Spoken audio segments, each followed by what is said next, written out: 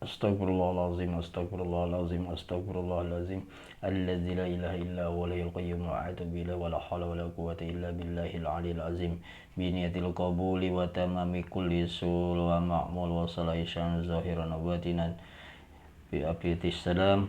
Alhamdulillahi rabbil alamin. Wassalatu wassalamu ala asrafil anbiya'i wal mursalin sayyidina wa nabiyina wa habibina wa safina wa zurriyatina barakatina ya maulana Muhammadin sallallahu alaihi wasallam ajma'in. Sambungan pelajaran dalam kitab Perukunan Melayu yang disusun oleh Syekh Muhammad Arsyad, yang disusun oleh Haji Abdul Rashid Al-Banjari, diambil daripada setengah karangan Syekh Muhammad Arsyad Al-Banjari, nafa'allahu ta'ala bihil muslimina, amin. Mudah-mudahan kitab ini bisa memberikan pencerahan bagi kita semua, bagi yang sudah pernah mendengar, pernah melihat, insyaallah ya Allah, pernah membaca. Mudah-mudahan kita kembali mengingatkan untuk sama-sama mengingat tentang pelajaran ilmu syariat, yakni ilmu fikih, mengenai masih dalam pembicaraan rukun Islam. Adapun syarat Islam itu 4 perkara. Pertama, sabar atas hukum Allah Ta'ala. Yang kedua, ridho akan qada Allah Ta'ala. Yang ketiga, ikhlas hatinya menyerahkan diri kepada Allah Ta'ala. Yang keempat, mengikut akan firman Allah Ta'ala dan sabda Rasulullah, serta menjauhi daripada segala larangannya. Nah, ini syarat Islam atau syarat orang beragama Islam itu 4 perkara. Pertama, sabar atas hukum Allah. Arti sabar atas hukum Allah itu kayak apa? Dapat musibah napakah, sabar aja. Dapat teguran, dapat bala, dapat apa aja, selalu dalam keadaan sabar. Nah, artinya menerima atas hukum Allah apapun. Ya haram, makruh, artinya sesuai dengan hukum Allah, sabar atas hukum Allah Ta'ala. Kemudian yang kedua tadi, ridho akan qada, artinya ridho dengan keadaan ketentuan yang ditentukan oleh Allah Subhanahu wa Ta'ala, apapun yang terjadi. Artinya qada dan qadar, baik itu baik atau jahat. Nah, itu kita ridho akan bahwa itu semua datang daripada Allah Subhanahu wa Ta'ala. Adapun yang ketiga yaitu ikhlas hatinya. Nah, hati ikhlas itu kada ada rasa berat hati tadi, kada ada rasa keterpaksaan, kada ada rasa disuruh, kada ada rasa diperintah.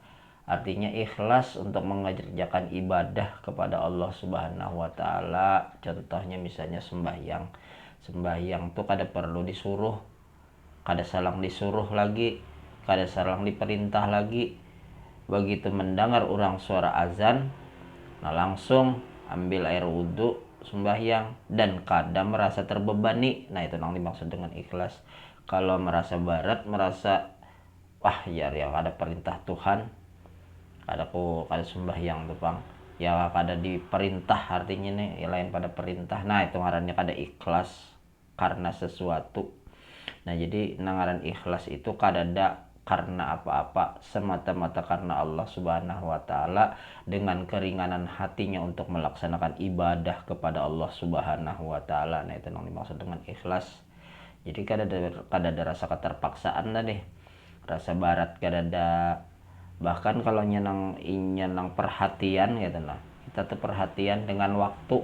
Artinya ada jam tangan atau ada jam dinding melihat atau memandang matahari bahwa parakpang nih sudah zuhur, misalnya parakpang nih sudah asar. Nah, melihat matahari atau melihat jam sekian, nah hampir sudah zuhur, setengah 12 sudah nih, kada lawas lagi nih, atau jam 12 sudah 1 menit benar lagi nih waktu zuhur sampai. Nah, mengambil air wudhu dahulu. Jadi bukan waktu yang menghadangi, tetapi kita yang menunggu untuk beribadah kepada Allah dengan keridhoannya, dengan keikhlasan hatinya. Artinya tidak ada dengan keterpaksaan, yaitu dengan ikhlas hatinya, menyerahkan diri kepada Allah Ta'ala. Artinya menyerahkan diri kepada Allah Ta'ala, ikhlas. Misalnya terjadi bencana, jadi dapat bala lah modelnya, jadi dapat bala, dapat ujian, dapat musibah, nah itu semuaan diserahkan oleh Allah Subhanahu wa Ta'ala. Artinya ikhlas apapun yang terjadi gitu, apapun yang menimpa dirinya, dipitnah orang apa semua,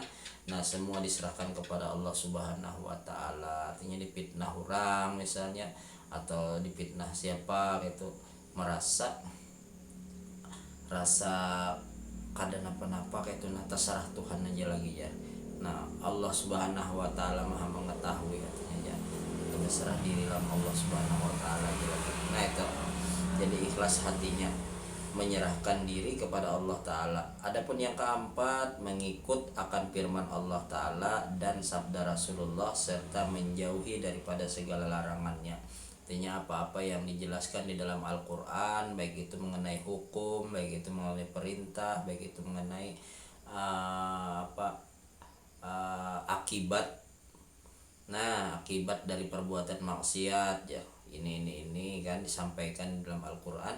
Nah itu maka ia ridho, ada apa namanya, menerima, mengikut akan firman Allah Ta'ala.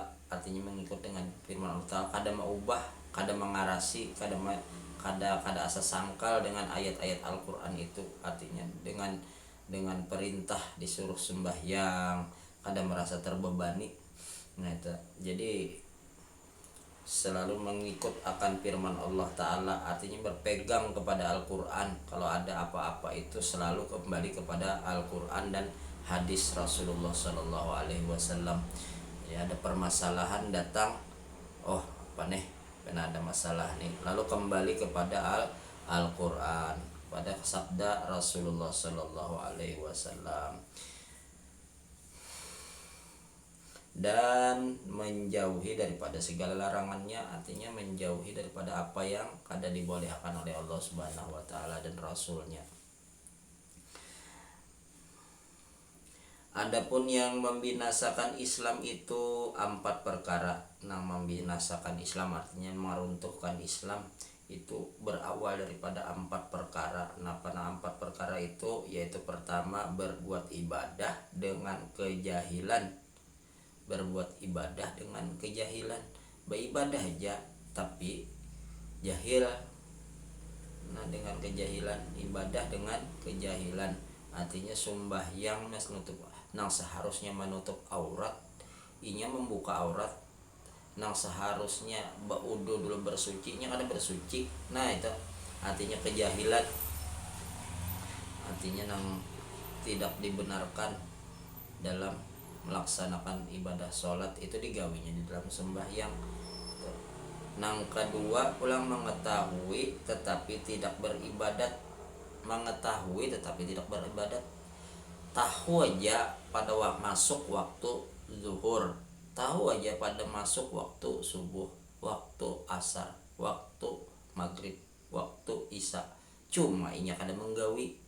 Nah tahu aja pulang masalah hukum, nang ini haram, nang ini halal, nang haram digawinya, nang halal kada digawinya. Nah itu ngarannya berbuat ibadah dengan kejahilan, artinya tahu. Nang kedua, mengetahui tetapi tidak beribadah. Mengetahui tapi tidak beribadah, tahu aja pada kada boleh tapi tetap digawinya. Nah itu. Kemudian lagi yang ketiga, tiada mau belajar kepada orang alim. Kada mau belajar lawan orang alim, merasa pemintarnya, merasa bisa semuaan, merasa pembawa paharatnya sudah, merasa paningginya ilmu, lalu kada hakon lagi belajar. Iman bujuran ya kalau beilmu apa segala macam, yang kada tahu napa-napa belajar koler pulang. Masya Allah, mudah-mudahan kita dijauhkan daripada segala sifat demikian ya Allah.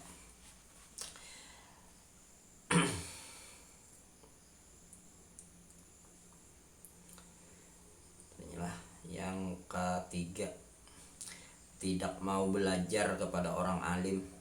Nang keempat, mencela-cela orang yang berbuat baik kepada Allah Ta'ala serta diharuskan pekerjaannya. Melihat orang beribadah diolok-olok aja, dibully, bahasa ini dibully aja. Nah, jadi dicela, dijelek-jelekakan atau dihina, pokoknya dipadahkan macam-macam, disalah-salahkan. Orang berbuat baik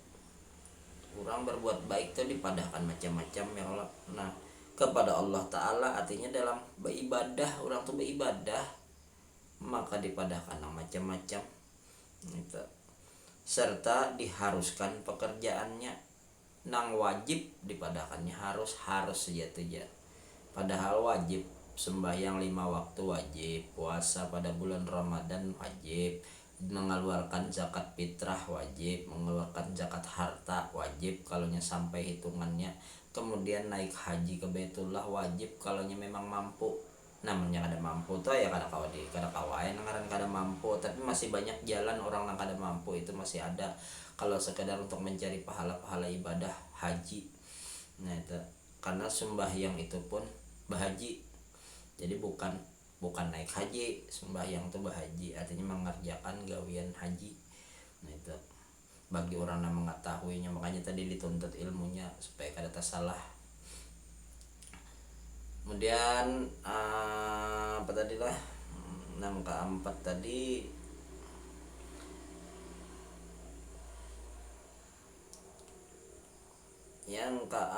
tadi yaitu mencela-cela orang yang berbuat baik kepada Allah Ta'ala serta diharuskan pekerjaannya. Adapun tanda Islam itu 4 perkara tandanya orang tuh Islam ada 4 perkara. Tanda-tanda Islam itu ada 4 perkara. Nang pertama, menurut segala perintah Allah, artinya nang kedua, suci lidahnya dan daripada dusta. Nang ketiga, suci badannya daripada maksiat. Nang keempat, suci perutnya daripada makan yang haram. Nah itu ciri-ciri Islam, tanda-tanda Islam. Artinya kalau kawa menggawi nang 4 ini itu sudah membuktikan bahwa itu orang Islam. Nang pertama apa tadi? Nang pertama, menurut segala perintah Allah. Arti menurut segala perintah Allah tuh sembahyang diperintah digawi, puasa diperintah digawi, zakat diperintah digawi, semuaan perintah Allah itu digawi. Artinya segala perintah Allah itu yaitu ibadah digawi, nah kada ditinggalakannya. Nah, itu kan artinya sembahyang disuruh. Nah itu tanda orang Islam. Mau disuruh sembahyang tapi kada menggawi, nah itu tadi itu menghancurkan atau membinasakan Islam. Kemudian pulang nang kedua, suci lidahnya daripada dusta. Artinya suci daripada dusta itu orang nih jujur orangnya, apa nang hak itu nang disampaikan, artinya apa nang dibenar itu disampaikan, nang salah pun diakuinya. Nah kada berdusta artinya kada menghindar, kada zolim, kada menjolimi.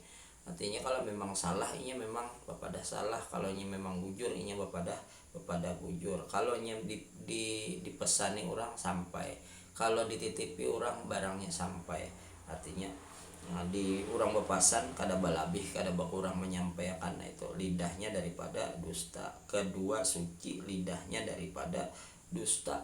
Maka pian sedikit benar banyak benar gitu. Nah orang nang kada merasa berdusta tuh nah. Ya apalagi zaman ini kalau nangarannya zaman fitnah nih sudah alih ya.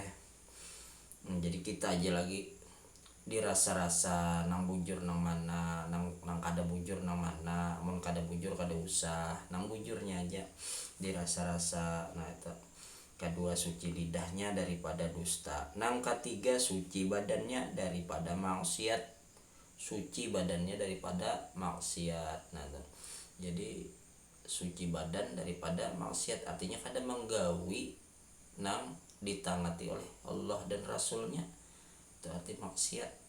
Arti suci daripada badannya daripada berbuat maksiat, kada menggawi nang kada dibolehkan. Artinya nang digawinya tuh murni ibadah aja. Semua nang digawi itu menjadi ibadah dengan dasar Al-Quran dan hadis Rasulullah Shallallahu Alaihi Wasallam. Jadi kadang apa aja orang tuh badannya itu kada gasan maksiat, artinya suci itu badannya daripada maksiat. Arti suci daripada maksiat itu napa? Ya tadi kada pernah melakukan kejahatan, kada melakukan nang kejahilan badan ya, kalau kada pernah dibawa ke tempat-tempat maksiat. Nah, itu. Kemudian yang keempat, suci perutnya daripada makan yang haram. Nah ini nek lamunnya sudah termakan nang haram, barang nang haram ya nang alih benar menuntut ilmu koler, beribadah koler, karena di dalam parutnya itu sudah ada nang haram, dan barang nang haram itu akan memanggil kepada barang-barang haram nang lainnya nang belum masuk nang di luar. Nah, itu nang semua ulah penyakit, makanya hafal kada hafalan lagi, nang ada hilangan karena termakani barang-barang nang haram itu. Keempat, suci perutnya daripada makan yang haram. Makan yang haram itu macam-macam ya Allah, kada nang babi anjing, daging babi daging anjing aja kada. Barang itu halal, cuma cara mendapatkannya itu dengan jalan yang haram nang kada dibolehkan. Salah satu contoh, ayam itu disumbalih, dimasaki, makanannya itu barang tuh halal. Tapi kalau menyumbalihnya pulang kada menyebutkan nama Allah, nah itu sudah haram jadinya. Kenapa? Karena bangkai, memakan bangkai. Nah padahal haram. Kemudian misalnya lagi nasi itu nyata halal pula, nyata halal barangnya, tapi caranya mendapatkannya nah kayak apa? Nah misalnya barasnya boleh menyuntan, banihnya boleh menyuntan, apalagi mun nasinya nang boleh menyuntan, apalagi mun semuaan alatnya nang boleh menyuntan, duitnya nang gasan manukar baras boleh menyuntan, boleh membunguli orang. Nah itu ngarannya cagar tamakan barang nang haram. Barang nang haram itu pacangan masuk ke dalam parut kita. Nah itu dihindari, dijauhi. Mudah-mudahan kawa kita melaksanakan apa yang diperintahkan oleh Allah Subhanahu wa taala untuk tidak memasukkan barang haram ke dalam parut kita. Nah, itu.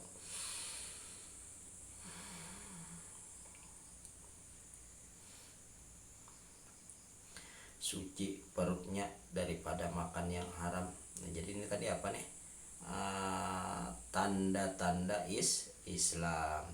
Tanda orang Islam itu 4 perkara. Pertama, menurut segala perintah Allah. Kedua, suci lidahnya daripada dusta. Ketiga, suci badannya daripada maksiat. Keempat, suci perut daripada makanan yang haram.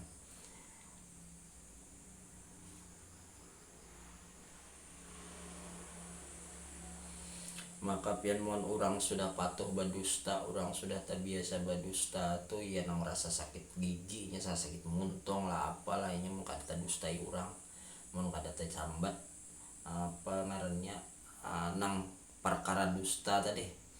Nah bisa dusta itu gasan mengambil keuntungan inya, bisa untuk mencelakakan orang bisa. Nah itu dusta tadi, artinya habar nang kada bujur ditambahinya bisa, atau habar itu memang bujur tapi ditambahinya pulang lalu jadinya dusta juga. Apalagi habar itu memang sudah kada bujur.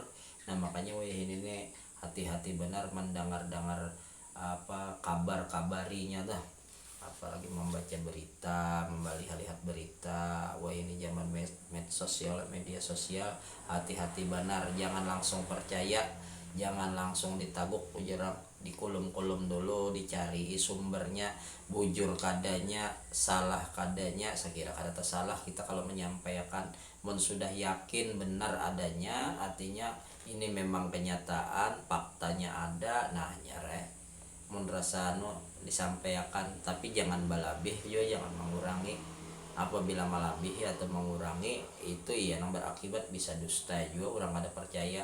Maka bila orang sudah tahu orang itu pendusta pian pakai sanang bujur gen kada diasi orang lagi tetap dianggap orang dusta. Nah itu makanya dusta itu kayak apalah, sedikit ulun berkisah di zaman Rasulullah Shallallahu Alaihi Wasallam itu pernah terjadi. Sebelum menjadi sahabat ada masyarakat di zaman Rasulullah itu mendengar duduk di warung mendengarkan Rasulullah berceramah. Ujar Rasulullah, kada apa-apa itu berjudi kada boleh, bersedih berzina kada boleh, membunuh menyuntan itu kada boleh, itu ajaran Islam. Nah jadi orang yang mendengar ini mendengar tuh bagus benar gitu. Nah ajaran Rasulullah ini asalnya kan menentang benar nih.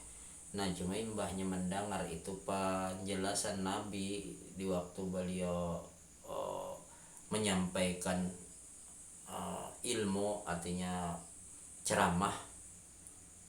Beliau menyampaikan betapa indahnya di dalam Islam, ajaran Islam itu. Nah lalu imbah tuntung Nabi berceramah, lalu mendapati menghadang Nabi hendak pulih. Ditanya olehnya, wahai Muhammad, artinya ya sebenarnya agama na ikam bawa tuh bagus benar, aku nih hendak pangumpat masuk menjadi pengikut engkau wahai Muhammad. Cuma apa yang kau sampaikan tadi di situ aku ada beberapa nang kada kawa nang ujar orang tadi nang gawian aku sudah ya kamanyuntan itu aku ketujuh, gawianku bejinah itu aku ketujuh, minuman keras itu aku ketujuh. Nah cuma kayak apa artinya aku nih hendak pam Muhammad teh umpat lawan umpati ajaran nikam tuh. Nah cuma ya itu tadi permasalahannya aku nih ada nang kayak itu ujar Nabi, ujar Rasulullah kada apa-apa kalau ikam hendak umpat mengikuti ajaranku kada apa-apa ikam menggawina itu, cuma sebuting pasan aku jangan berdusta.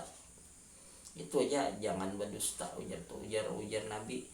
Kalau ikam berdusta artinya nah ikam tahu seorang Islam punya hukum, Allah Ta'ala punya hukum, punya aturan.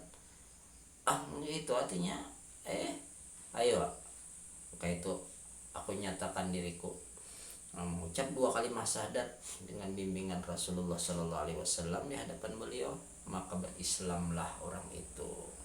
Nah ketika ia berislam lalu berjalan mulai ke rumah melihat babinian penabung mas benar, lalu hasratnya tadi pengarannya naik karena ia memang hobinya untuk bermain-main seperti itu.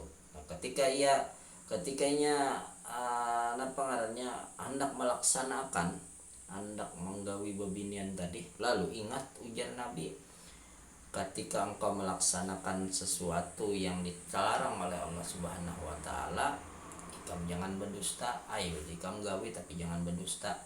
Bersih aku artinya ditakuni kena oleh Nabi atau ada yang memadahkan bahwa aku ini berzina, aku ini menggawi anak kurang babinian nang kayak apa aku kena. Nah lalu pengaruhnya kada jadinya karena tahu apabila berzina hukumnya rajam, hukumnya cambuk.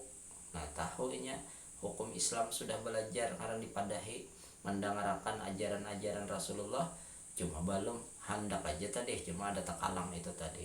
Nah akhirnya kada jadi hendak pulang minuman merendengar pulang, ingat pulang lalu kepada Nabi, ya Nabi kada apa-apa asal jangan berdusta.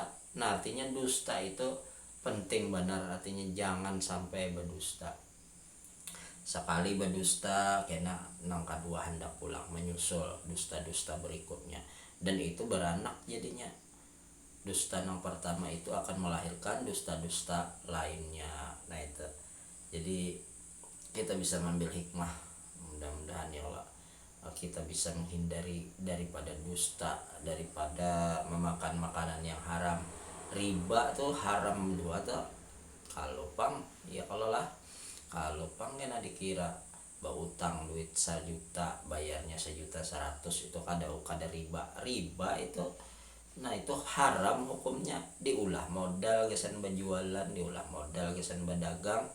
Nah iya belum utang. Siapa aja na umpat memakan, tak makan nang haram, jadinya anak bini di rumah siapapun kuitan dibari tercampur nang halal nang haram. Karena kalau lagi membedakan sudah tercampur. Kolehan baras di rumah ada nang halal 2 liter masih, lalu ada pekolehan tadi duit tadi, lalu ditukarakan lawan baras juga dicampur lawan nang 2 liter itu, lalu kada kawal lagi membedakan mana nang halal mana nang haram. Samuaan jadinya haram, nang 2 liter tadi jadi haram karena sudah tercampur nang datang haram dimakan lalu masuk ke dalam perut, maka itu akan menghancurkan Islamnya. Iya nang hafal kada mau lagi menuntut ilmu koler, pemandangar orang ibadah, orang berzikir, orang basalawatan sarik. Nah itu ya aja tak, karena makanannya haram, tak makanin yang haram. Jadi mudah-mudahan kita semua dijauhkan daripada Allah Subhanahu wa taala, daripada perbuatan maksiat, daripada mengkonsumsi atau memakan barang-barang yang haram, dijauhkan segala sesuatunya nang kada diketujui. Demikian mudah-mudahan apa yang ulun sampaikan ini bermanfaat bagi kita semua, dan mudah-mudahan kita selalu dibimbing oleh Allah Subhanahu wa taala untuk menuju keridoannya, untuk menuju ampunannya segala kesalahan kita. Mudah-mudahan diampuni oleh Allah Subhanahu wa taala, orang tua kita diampuni dosa-dosa beliau. Nah dan yang sudah meninggal mudah-mudahan kubur orang tua kita, keluarga kita dilapangkan dan diampuni dari segala dosa, dijauhkan daripada segala apa yang memberatkan pada hari perhitungan nantinya. Amin amin ya rabbal alamin. Ulun minta halal minta ridho, mudah-mudahan kita semua dipanjangkan umur, dimurahkan rezeki, disehatkan badan, sehingga kembali dapat melanjutkan membaca kitab yang disusun tadi oleh siapa tadi yang menyusunnya lah, ada ingat judulnya apa, yang disusun oleh Haji Abdul Rashid Al-Banjari, diambil daripada setengah karangan Syekh Muhammad Arsyad Al-Banjari, nafa'allahu ta'ala bihil muslimin, amin. Al-Fatihah. A'udzubillahi minasyaitonir rajim. Bismillahirrahmanirrahim. Alhamdulillahirabbil alamin. Arrahmanirrahim. Maliki yaumiddin. Iyyaka na'budu wa iyyaka nasta'in. Ihdinas siratal mustaqim. Siratal ladzina an'amta 'alaihim ghairil maghdubi 'alaihim waladdallin. Amin. Amin ya Allah ya rabbal alamin. Wassalatu wassalamu ala asyrofil mursalin Muhammad wa ala alihi washabihi ajma'in. Allahumma inna nas'aluka husnal khatimah wa na'udzubika min su'il khatimah. Allahumma ighfir lana dzunubana wa li walidina wa li auladina wa li masyayikhina wa liman habbana bika liman awsana bid du'a.